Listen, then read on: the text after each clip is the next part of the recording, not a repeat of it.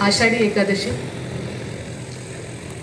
एकादशीचा अर्थ आपल्या सगळ्यांना माहीत आहे की एक दशा,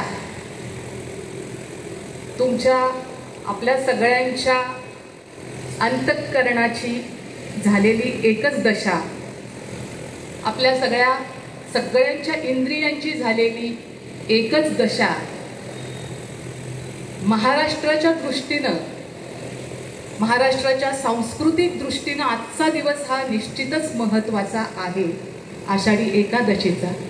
कारण आपण सगळे विठ्ठलाच्या भक्तीसाठी, त्याला भेटण्यासाठी आजच्या दिवशी उत्सुक असतो आणि पंढरपूरला लाखो भाविक या दिवशी विठ्ठलाच्या दर्शनाला तिथे गेलेले असतात।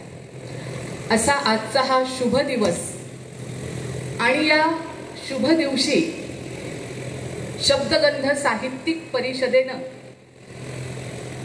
आयोजित केलेला हा कार्यक्रम, विशेष करून या परिषदेनं जवळजवळ 15 राज्यस्तरीय संमेलनं घेतली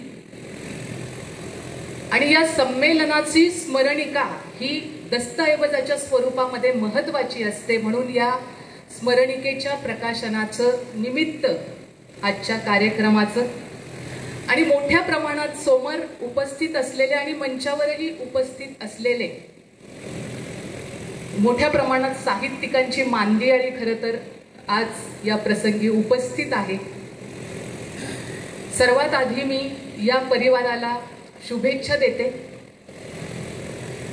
खरं तर कोणत्याही चळवळीचा जेव्हा आपण विचार करतो तेव्हा चळवळ ही काही एकाएकी प्रकट होत नाही, आपल्याला माहित आहे। त्याच्यासाठी कोणते तरी प्रश्न, समस्या आपल्याला भेडसावत असतात।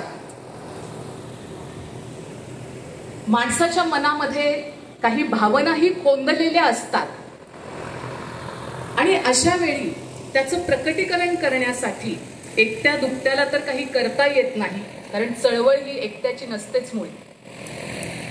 त्यामुळे 1, 2, 5, 10 आणि मग अशा पद्धतीनं एक समूह एका विचारानं, कृतींनी एकत्र येतो आणि चळवळ निर्माण होते।